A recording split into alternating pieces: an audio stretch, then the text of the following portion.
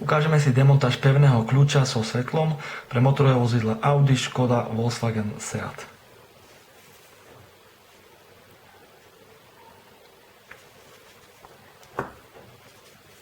Kľúč demontujeme pomocou umelého páčidla, čím zamedzíme poškodenie samotného krytu.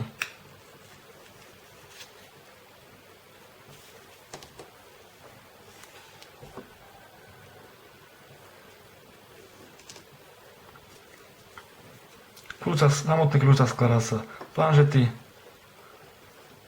tlačidlo svetla, batérie,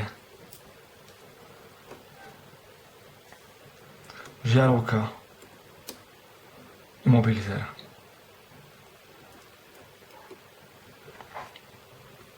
Následne kľúč skladáme opačným spôsobom.